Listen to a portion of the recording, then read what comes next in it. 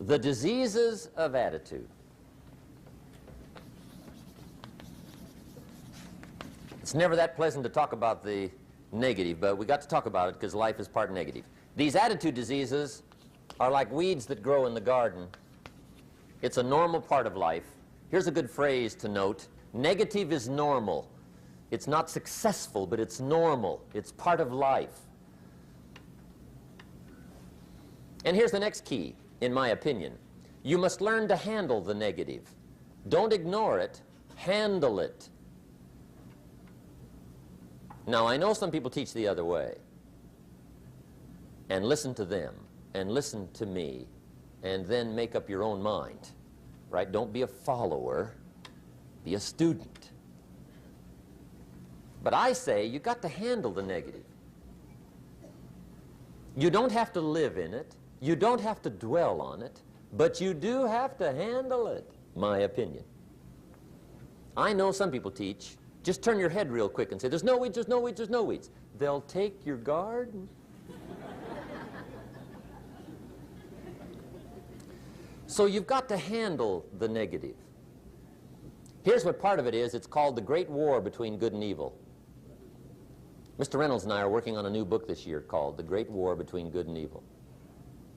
And there is a war on. The minute you were born, you got involved in the war between good and evil, between darkness and light, between negative and positive, between evil and good, between tyranny and democracy, between weeds and human activity. I mean, the war is on. If democracy sleeps, guess who never sleeps? Tyranny. In the absence of light, guess what's automatic? Darkness. If good does not arouse itself and become active, guess what moves in? Evil. It's a war. A mental war, a physical war, a financial war, between enterprise and ease, between accomplishment and failure. It's a war. That's why there's an Old Testament phrase that gives the best advice for human activity when it says, 6 days labor, 1 day rest. Now, I'm sure we've taken that to mean, don't work all 7 days, take one off. Here's what it also means, only take one off. Or you're liable to lose the war. Now, we've got it down to 5 and 2, and maybe that's not too dangerous. I don't know. If God would have thought of 5 and 2, he might have made it 5 and 2. I don't know. You can't think of everything. But here's what it does mean. Enterprise is better than ease. If you rest too long, the jungle overtakes the village. Now, here's the good news about the war between good and evil. Evil is no match for good, but good must be active. Weeds are no match for human activity, but if you stand still, how far in will they come? All the way. They'll grow right up around your shoes. But if you get busy, how far back can you take them? As far as you wish. They're no match, but you must be active. That's why the 6 and 1. Make sure you're not losing the war by taking off too much. Guess what the average years are after retirement? 6. 6. Which means don't retire. Your chances are too slim. Okay. The war between good and evil, the weeds. You got to make sure you recognize the negative, handle it, deal with it, and then go on. Let's make a list of the diseases of attitude that can wreck all your chances to do well. One of the words that destroys everything is called neglect.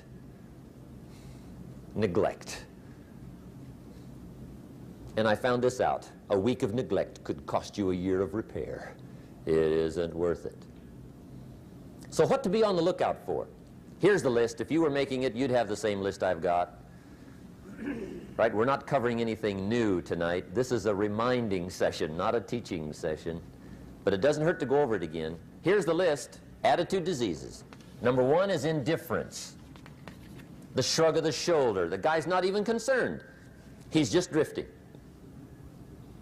This is called the mild approach to life. A disease known as mildness.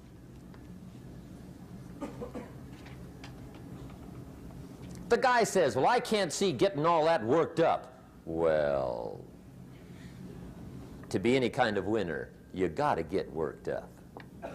There's one problem with drift. You cannot drift to the top of the mountain. And the good Lord said in the closing chapters of the Bible, here's the best way to live, one way or the other. That's best. Hot or what's next best? Cold is next best to hot. Not the half-baked middle, lukewarm, not too hot, not too cold. What a sad way to live. I think what it means is pick a direction and go with everything you got. Just pick one and go. Somebody says, yeah, but what if it's the wrong direction? You'll find out quicker. It won't take you 25 years to wake up and say, oh no, I've been walking the wrong road. I told my staff the other day, next best to prosperity is adversity. If one doesn't get you, pray for the other. We all do better from one of two reasons, inspiration or desperation. And I don't wish anything bad on you tonight, but if you're not inspired, I hope a wagon comes down your rut. Whatever it takes to get you to try harder, read more, set your goals, and go for it. Somebody asked me one time, what quality would I pick if I wanted to work with somebody? And you know what I picked first? Number one, strong feeling. Please, number one, give me somebody that feels strong. About most anything, I don't even care. Just so they believe it. Even if they disagree with me. Wonderful. Just so they disagree vigorously. I'm not saying it's easy to win those kind of people to your point of view, but I'd rather do that than to try to resurrect people from the dead. Pump them up every month, pump them up, pump them up. I pass. The good Lord needs a leader for the early Christians. Remember the early days of the Christians? Not like today. If you were to stand up in the early days and say, I'm a Christian, cut off your head, toss you and your wife in jail, let you rot. I mean, those were ugly days. Being a Christian back then was not called socially acceptable. They didn't have 125,000 in the Los Angeles Coliseum to hear Billy Graham on a Sunday afternoon. Not back in those days. Back in those days when the Christians got in the Coliseum, it was a different story, right? I mean, the word was, stay out of the Coliseum, especially on Sunday. Last Sunday was Lions 33, Christians nothing. See, those were mean, tough struggle days for the Christians. Now, when the days are mean and tough and struggling, you got to have some kind of leader. Do you know who the good Lord picked for the leader when the days were mean and ugly? Saul. From Tarsus. That's who he picked, Saul. I'll tell you what, I would have picked him. You would have picked him. Anybody would have picked Saul. Saul was one of those incredible guys. Once he got into something, look out. Everybody in the community knew what Saul was in. Because whatever he joined, he'd flip all the switches, open up all the dials, turn on all the faucets, and go like mad. He was known as All-Out Saul. I mean, he was something else. Now, at first, it wasn't working out well. Saul hated Christians, which makes a poor leader, right? I mean, that won't work. Saul got this bug somewhere about the Christians. He got to hating Christians. And he hated them so bad, every time somebody would say Christian, he'd fly into a rage. And I guess he decided one day, it was his mission in life to get rid of all the Christians. He was Saul anyhow, could do most anything he wanted to. So he got him these letters of authority to go around to the various communities and hunt down the Christians. They said, do whatever you want to with them, Saul, they're unpopular anyhow. Drag them in the streets, whip them, stone them, torture them, kill them. You mention the name Saul from Tarsus to the early Christians, I'll tell you what they would do. They would run, hide, lock the doors, leave town, dive underground. I've been in the catacombs of Rome where they hid. He was mean. I mean, terribly mean. But remember the story? One day Saul's making it for Damascus. Heard about some new Christians, flies into a rage, takes off for Damascus. And the story said he was angry. There's a little sentence in the story that says, on his way to Damascus, he was breathing out threatenings and slaughter, which meant he felt rather strong about the idea, right? That's strong. That's strong. But on this journey, right, according to the story, as Saul was making his way to Damascus, the good Lord looks down out of heaven and says, there's my man, Saul. He's got to be something else. And according to the story, this great light shines out of heaven, knocks him flat, right off his horse, grinds his face in the dirt, and blinds him for 3 days. The good Lord using recruiting tools we can't use, but when you're Lord, right? To make a long story short, Saul from Tarsus becomes converted to Christianity. He becomes Paul, the great leader, the apostle. And without a doubt, the good Lord got him a dandy. One he didn't have to pump up every month. In one of his later writings, he said, the things I once hated, I now love. The things I once loved, I now hate. See, that's strong. Here's the key to the good life. Learn to put everything you've got into everything you do. Whatever you are doing, pour it on. It will quickly open up into opportunity or quickly disclose to you that you ought to be doing something else. The delusion is, if I had a better job, I'd really pour it on. See, that's delusion. Wherever you are, pour it on.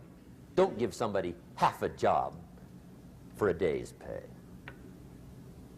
Pour it on. See, that'll help change your life. Get rid of this disease.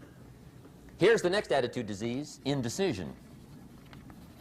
Mental paralysis. The guy can't make up his mind and it becomes a disease. Pretty soon he knows he's got it. The guy says, well, I know I'm on the fence. But he says, what if I get off on the wrong side? Listen, after a while it doesn't matter. Just get off. Any side will do. A life full of adventure is a life full of many decisions. The ones that turn out to be wrong give you better experience to make better decisions. So don't see how many decisions you can get out of, see how many you can get into. That's where the adventure is. So shake off this disease, indecision. The next one is doubt. Doubt's like a plague. And one of the worst is self-doubt. There are many, but that's one of the worst. The guy doubts himself. Doubts if it'll last that long for him. Doubts if he can do that well. Doubts if he can make that much. Doubts if he can accomplish all that. A chronic, excellent self-doubter. You can imagine what damage that does to your future. So here's the key. Turn this coin over and become a believer. And there's many things to believe in. One of the majors is yourself. The understanding of self-worth is the beginning of progress. Now, if those three don't get you, this one will. Worry. That's a devastating disease. Worry. Worry causes health problems, social problems, personal problems, family problems. It's devastating. Worry long enough, it'll drop you to your knees. Could reduce you to begging. I know how bad this one is. I used to have it bad. I used to be known as a super worrier. Not a super warrior. No, super worrier. My family wished I'd have been a warrior. I got those years to make up for. But I'll tell you what. My advice to you is do what I finally did on worry. Give it up. Who needs it? I'm not saying it's easy. I'm saying it's worth it. It took me almost 1 year to kick the worry habit, and it was not an easy year. It was one of the toughest years I ever spent, but I finally got that monkey off my back. And I discovered you could live the most incredible life free of worry. Not free of challenge, not free of difficulty, free of worry. I learned how to do it, and you can. Here's the next attitude disease. Over caution. Some people never will have much. They're too cautious. Now, you can also be too reckless, but you can also be too cautious. This is called the timid approach to life. And my caution was always the risk. Risk used to drive me right up the wall. I used to say, what if this happens? It's called the language of the poor. What if this happens? And on top of that, if this was to happen, look at the fix I'd be in. I better not try. I could always ace myself out. Then I'll tell you what changed my whole life when I finally discovered it's all risky. The minute you were born, it got risky. If you think trying is risky, wait till they hand you the bill for not trying. If you think investing is risky, wait till you get the tab for not investing. See, it's all risky. Getting married is risky. Having children is risky. Going into business is risky. Investing your money is risky. It's all risky. I'll tell you how risky life is. You're not going to get out alive.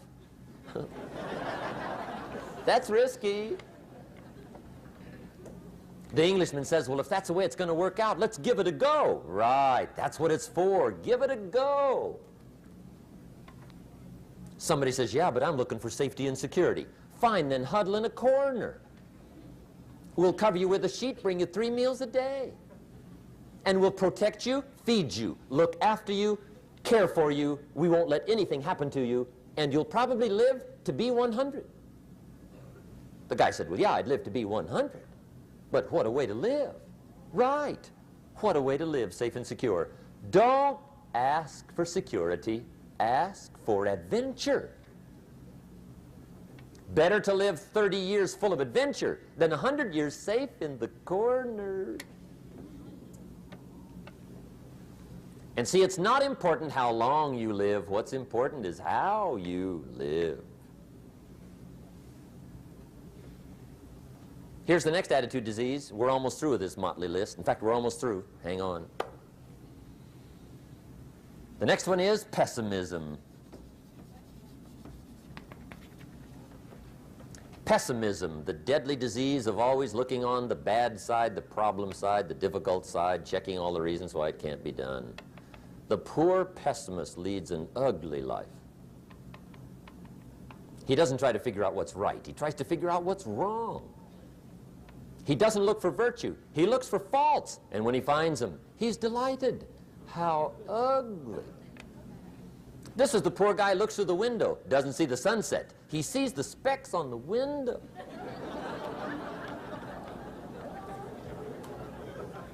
And this is the poor guy, right, who rushes up, takes such leave of his senses. This guy rushes up and he says, I've got 5 good reasons why it won't work. He's so dumb he doesn't know all he needs 1. He's got 5.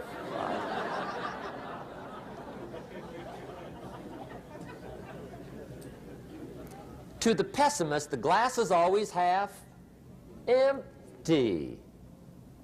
To the optimist, the glass is half full. Why would the same measure affect people 2 different ways? Answer, it all depends on how you look at it. Our lives are mostly affected by the way we think things are, not the way they are. The way we think they are affects us most. There's a subject we don't have time to get into tonight called better thinking habits. One of the major things Shove taught me when I met him, he said, poor thinking habits keeps most people poor. Not poor working habits. Most people work hard, but they don't think hard. And Shove taught me that the mind is like a factory, a mental factory. And whatever you think about all day long pours ingredients into this mental factory. And that's what builds the economic, social, financial fabric of your life. He quoted me a Bible phrase that says, as you think, so you become. How awesome. When he talked about poor thinking habits, he had me. I used to start the day reading the morning newspaper. I mean, you can believe that or not. I'd get a cup of coffee and read the paper. I'd load up on wars and riots and murders and stabbings and killings and bank robberies and muggings and car wrecks and tragedies. I'd even read the back pages. I seem to like that stuff for some weird reason. I'd load up on all that, and then I'd start the day. You can imagine the kind of days I used to have. You walk around on your financial knees. They call you economic peewee.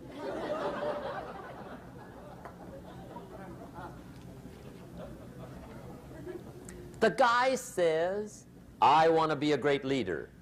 Wonderful. The first thing we do is follow him to his house.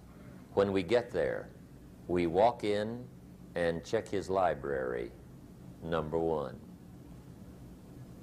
Somebody says, well, why check his library?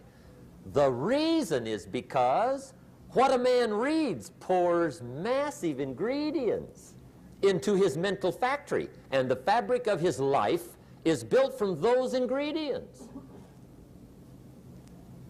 You would not believe what some people have got in their house to read. You would not believe. One of the best dressed up words I know for a lot of it is trash. Can you imagine dumping a barrel of trash into this mental factory every day and coming out with a rich, dynamic, positive life? It can't be done. You might as well try making a cake with cement. The kids back in Danbury, Connecticut, high school, they're asking me questions one day. I'm talking to the kids. Kids got good questions these days. One of them said to me, Mr. Rohn, how do you build the good life? I said, it's simple. It's not easy, but it's simple. Here's how you build anything. Select the right ingredients, keep out the wrong ingredients, and it starts with thought. Everything starts with thought. So you must be wise and careful what you think about, because that starts everything. You got to be wise and careful. I asked the kids, what would happen if somebody dropped sugar in my coffee? They said, well, you'd be okay. I said, what if somebody dropped strychnine in my coffee? They said, well, you'd be dead. I said, correct. Lesson one, life is both sugar and strychnine. You gotta be careful. I said, what if my worst enemy drops in the sugar? They said, will you be okay? I said, what if my best friend, even by accident, drops in the strychnine? They said, well, you'd be dead. I said, correct. Lesson two, watch your coffee.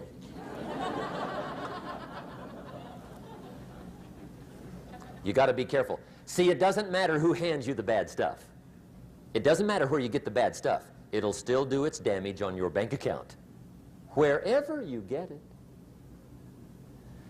Mr. Schoaf gave me one of the greatest phrases when I first met him when he said, Jim, every day stand guard at the door of your mind. How important. Stand guard at the door of your mind. And you decide what goes into your mental factory. Don't let anybody just dump anything they want to in your mental factory, because you've got to live with the results. Okay, here's the last disease, and we're through with this list. In fact, we're almost through. Hang on. The last subject is very brief. The last disease, but this one is deadly. Engage in this one, indulge in it even slightly, and you might as well forget the future, because it's going to forget you. Complaining, crying, whining, griping, a Bible word called murmuring. See, that'll ace your future. Spend 5 minutes complaining, and you have wasted 5. And you may have begun what's known as economic cancer of the bone. Surely they will soon haul you off into a financial desert and there let you choke on the dust of your own regret. I hope I said that well, so you won't forget. It's a deadly disease. If you don't think it's bad, ask the children of Israel of Old Testament fame. Typical of us all, their story just happened to get in the book. Story says, children of Israel were slaves. God performed a series of dazzling miracles and got them out. And now they're heading for the promised land. Remember the story? Heading for the promised land. Tragedy of the story, they never got there. Reason: from day one, they started to complain. They griped about the water. They griped about the weather. They whined and cried and griped about the food. They griped about the leadership. They whined and cried because it was too far, too cold, too hot, too difficult, too miserable. I mean, they whined and cried for years. Finally, God said, "I've had it, trip canceled." Or something like that. The story says they died in the desert, never got to the promised land. Which I think means two things. Indulge in this long enough, you get your future canceled. And I guess it also means even God himself can only take so much.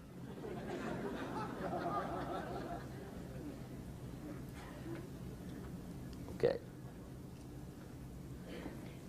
Just be on the lookout of the things that can destroy all the good you start. The war is on. And this evening, tomorrow, mentally, personally, socially, economically, you got to make sure you're winning the war. And this is part of it.